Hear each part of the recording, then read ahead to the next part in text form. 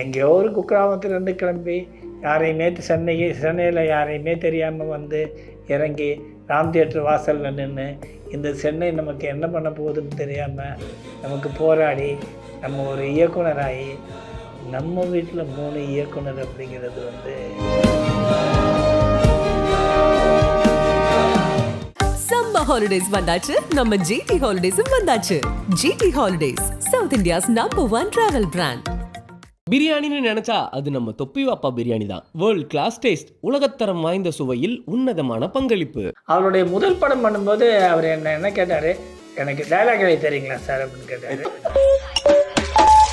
Bike எடுத்துக்கிட்டு வந்து ஹிமாலயாஸ்லாம் போயிடுவார்.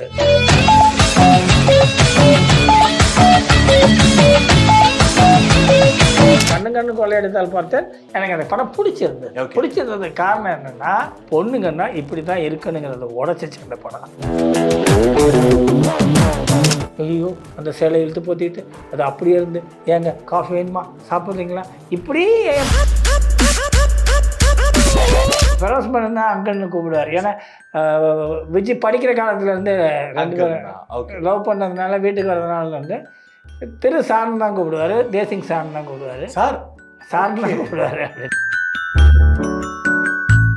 தானம் 3 மருமகன்கள் பற்றி, ஏன்னா அவங்க உங்ககிட்ட இதுக்கு முன்னாடி நான் பார்த்துருக்கேன். அது கனிமேம் என்கிட்ட பர்சனலாக ஒரு இன்டர்வியூ பண்ணும்போது சொல்லியிருக்காங்க. அவங்க உங்ககிட்ட அப்ரோச் வாங்கின இதை பற்றி சொன்னாங்க. இப்போ நீங்கள் சொன்ன மாதிரி தான் சொன்னாங்க, மீட் பண்ணாங்க, நேராக பேசினாங்க அப்படின்னு சொன்னாங்க. மருமகன்கள் பற்றி திரு அவர்கள், ஃபெரோஸ் அவர்கள், திரு வந்து கதை பண்ணிட்டு அவர் ஒப்பீனியன் கேட்பாரே தவிர, அவருடைய முதல் படம் பண்ணும்போது அவர் என்ன கேட்டார், எனக்கு டைலாக் எழுதி தெரியுங்களா சார் அப்படின்னு கேட்டார். தீராத விளையாட்டு பிள்ளை. நான் அவருக்கு என்ன சொன்னேன்னா, நீங்கள் முதல்ல கதை சொல்லுங்க அப்படின்னு. கதை சொன்னார். கதை சொல்லும்போது நீங்கள் என்ன கதை சொல்கிறீங்களோ அதுக்குள்ளேயே டைலாக் இருக்குது. இதில் வந்து நான் வந்து உள்ளே புகுந்து இதை ஏன் நான் கெடுக்கணும்? அதனால் வந்து ஏன்னா என்னுடைய பாயிண்ட் ஆஃப் வியூ வேறு மாதிரி இருக்கும். சரி, இப்போ அதாவது ரெண்டாவது வந்து இந்த கதைக்கு நான் டயலாக் எழுதுனா சரி வராது, வராது அப்படிங்கிறத வந்து நான் அவருக்கு சொன்னேன். சரி, எனக்கு வந்து சென்டிமெண்ட்டாக ஒரே ஒரு வார்த்தை எழுதி கொடுங்க அப்படின்னாரு. சரி, சென்டிமெண்ட்டாக ஒரே ஒரு வார்த்தை தானே அப்படின்னு சொல்லிட்டு அவனை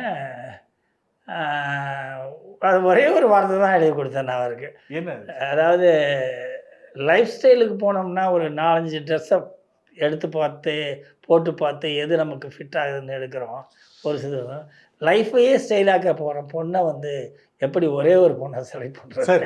இதுதான் சார் அந்த டைமில் ப்ரோமோ கட்லேயே வந்துட்டு இருந்தது. நிறைய ப்ரோமோ கட்ஸ் இந்த டைமில் ஃபேமஸ். ஓகே, அது மட்டும்தான் நான் அந்த இதை வந்து சும்மா ஸ்டைலாக எழுதி கொடுத்தேன். மற்றபடி அவர் ஒப்பீனியன் கேட்பார். நல்ல டைரக்டரு, நல்ல மரியாதை. எப்படின்னா சினிமாக்களை பற்றி நிறைய பேச மாட்டீங்க. அதே மாதிரி ஃபெரோஸ் ஒரு படம் பண்ணார், பண்டிகை பண்ணார், நல்லா இருந்துச்சு. அதுக்கு பிறகு அவர் கொஞ்சம் அவருக்கு என்னென்னா, அவருக்கு ஏதாவது வித்தியாசமாக பண்ணணும், வெயிட் பண்ணி பண்ணணும் அப்படிங்கிற மாதிரி. அது அவர் ரொம்ப அட்வென்ச்சரஸ் பர்சன் இல்லை சார் ஃபெரோஸ்? அட்வென்ச்சரஸ் பர்சன் தானே, ட்ராவல் நிறைய பண்ணுவார். மட்டும் இல்லாமல் இப்போ கூட கேட்டேன் எனக்கு, நான் இதெல்லாம் கேட்கல. ஃபெரோஸ் நல்லா இருக்காரு, என்ன தாய்லாந்தில் இருக்காரு, எதுக்குடா தாய்லாந்தில் இருக்குல்ல, பைக் ரேஸ் போயிருக்காரு அப்படின்னு. அது ஓகே. அது மாதிரி ஏதாவது திடீர்னு என்ன பண்ணுவார், பைக் எடுத்துக்கிட்டு வந்து ஹிமாலயாஸ்லாம் போயிடுவார். Adventurous person. தேசிங் வந்து அவர் படம் பண்ணுற வரைக்கும் அவரை பற்றி நமக்கு தெரியாது. படத்தை பற்றி படம் பார்த்தேன், கண்ணு கொள்ளையடித்தால் பார்த்தேன். எனக்கு அந்த படம் பிடிச்சிருந்தது காரணம் என்னென்னா, திருப்பியும் இந்த பேட்டியினுடைய முதல் விஷயத்துக்கே வந்துடுவோம். நான் கேள்வி எடுத்து பெருமைப்படுறேன் சார். அப்படி உங்களுடைய முதல் கேள்விக்கே வந்துடுவோம். பொண்ணுங்கன்னா இப்படி தான் இருக்கணுங்கிறத உடச்சிச்சு அந்த படம். ஜாலியாக பொண்ணுங்களை காட்டி அதாவது இப்படி தான் இருக்கணுங்கிற அந்த இதெல்லாம் அது உடச்சிச்சு. அது ஒரு பாயிண்ட்ல இருந்தது, இன்ட்ரோவில் வந்து நான் அப்படியே மாறி அதை உடச்சிச்சு. அதனால தான் அந்த படமே எனக்கு ரொம்ப பிடிக்கும். அதில் என்ன அது ஏன் நீங்கள் அப்படியே யோசிக்கிறீங்க? எனக்கு அப்படியே தான் இப்படி, ஐயோ அந்த சேலை இழுத்து போத்திட்டு அது அப்படியே இருந்து, ஏங்க காஃபி வேணுமா, சாப்பிட்றீங்களா, இப்படியே ஏன் போயிட்டு கொஞ்சம் சுதந்திரம் கொடுத்து பேசி செஞ்சு போயிட்டாங்க. நம்ம அதாவது எங்கே உங்களால் எட்ட முடியாத உயரங்களெல்லாம் அவங்க எட்டி பிடிச்சி எல்லோரும் பண்ணுறாங்க. இன்னும் நீங்கள் ஏன் அந்த மென்டாலிட்டிலேயே கதை பண்ணிக்கிட்டு இருக்கீங்க? அந்த மென்டாலிட்டிலேயே கதை பண்ணி அவங்களே அதே இதில் பார்க்க வச்சிட்டு இருக்கீங்க. அதனால் அதை தூக்கி போட்டோம். அது 2வது படம் வந்து ரெடி ஆகிட்டுருக்கு. பரபரப்பான சூழ்நிலைகள் போயிட்டுருக்கு. அதனால் அதை பற்றி எந்தவித கருத்தும் எனக்கு தெரியாது. நான் கேட்குறதும் இல்லை. பட் 3 பேருமே வந்து கிட்டத்தட்ட எப்படி அப்படின்னா அங்கிள் அப்படின்னு வந்து ஃபெரோஸ் மேனன் தான் அங்கிள்னு கூப்பிடுவார். ஏன்னா விஜய் படிக்கிற காலத்துலேருந்து 2 பேரும் லவ் பண்ணதுனால வீட்டுக்கு வரதுனால வந்து திரு சார்னு தான் கூப்பிடுவார், தேசிங் சார்னு தான் கூப்பிடுவார், சார்னு தான் கூப்பிடுவார் அப்படின்னு. அதனால அது வந்து அப்படி ஒரு ஃபேமிலி செட்டப் தான். அது ஒரு அழகான ஃபேமிலி செட்டப். சார் அது பார்க்கும்போது நினச்சி பார்க்கும்போது இந்த குரூப் ஃபோட்டோவே அப்படி இருக்குது. அது என்ன ஒரு பெரிய வேடிக்கை அப்படின்னா, எங்கேயோ ஒரு குக்கிராமத்துலேருந்து கிளம்பி யாரையுமே சென்னையில் யாரையுமே தெரியாமல் வந்து இறங்கி ராம் தியேட்டர் வாசலில் நின்று இந்த சென்னை நமக்கு என்ன பண்ண போகுதுன்னு தெரியாமல் நமக்கு போராடி நம்ம ஒரு இயக்குனராகி நம்ம வீட்டில் 3 இயக்குனர் அப்படிங்கிறது வந்து மொத்தம் திரும்பி பார்த்திங்கன்னா அந்த குடும்பமே ஒரு சினிமாவாக இருக்கிறது வந்து ஒரு பெரிய பிளஸ்ஸிங் சார், பெரிய பிளஸ்ஸிங். ஓகே, இப்போ நான் மூமெண்ட் கேட்குறேன், இது என்ன யோசிச்சிங்க, என்ன மாதிரி தைரியம் கொடுத்தீங்கன்னு கேட்குறேன். இப்போ நீங்கள் ஒரு வார்த்தை சொன்னீங்கல்ல, என் பெண்களுக்கு நான் 18 வயசில் எனக்கு என்னெல்லாம் சுதந்திரம் இருந்துச்சோ அந்த சுதந்திரம் உங்களுக்கு இருக்கணும் அப்படின்னு சொல்லிட்டு. பட் மேம் தவறுனாங்க இல்லையா? மனைவி அவங்க தவறுனதுக்கு அப்புறமா மகள்கள் வந்து கண்டிப்பாக உடஞ்சிருப்பாங்க. ஏன்னா அப்பா எந்த அளவுக்கு ஒரு பெரிய சப்போர்ட்டோ அம்மா அந்த அளவுக்கு ஒரு ஈக்குவல் ஒரு பெரிய சப்போர்ட்டாக இருந்திருப்பாங்க. நீங்கள் அவங்களுக்கு தைரியம் சொன்னீங்களா இல்லை அவங்க உங்களுக்கு தைரியம் சொன்னீங்களா? அதாவது அம்மாவுடைய லாஸ் வந்து அவங்களுக்கு தான் பெரிய லாஸாக இருந்துச்சு. காரணம் என்னென்னா, நான் எப்போதுமே வந்து கொஞ்சம் சுயசார்புடைய மனிதன்.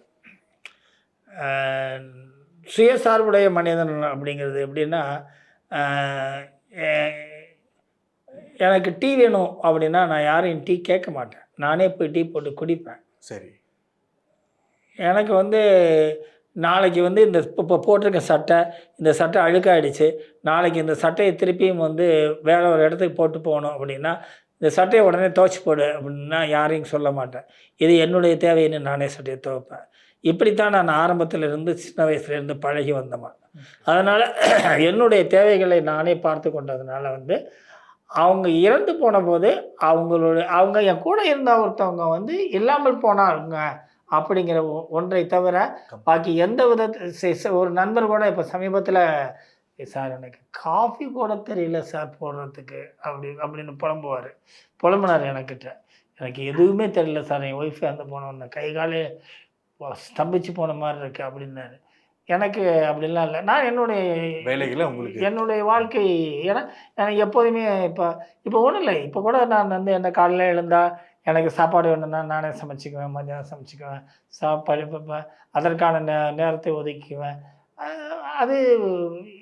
அதான் சுயசார்பாகவே நான் வந்து சின்ன வயசுலேருந்தே வாழ்ந்துட்டேன். அதனால எனக்கு தெரியல. பட் அவங்களுக்கு வந்து அம்மாங்கிற ஒரு இடத்துல வந்து ரொம்ப நெருக்கமாக பேசி விளையாண்டு அம்மாவோட நெருக்கமாக இருந்ததுனால அவங்களுக்கு அது ஒரு பெரிய லாஸாக இருந்துச்சு. சம்மர் ஹாலிடேஸ் வந்தாச்சு, நம்ம ஜிடி ஹாலிடேஸும் வந்தாச்சு. GT holidays, south India's number 1 travel brand. பிரியாணின்னு நினைச்சா அது நம்ம தொப்பி வாப்பா பிரியாணி தான். வேர்ல்ட் கிளாஸ் டேஸ்ட், உலகத்தரம் வாய்ந்த சுவையில் உன்னதமான பங்களிப்பு.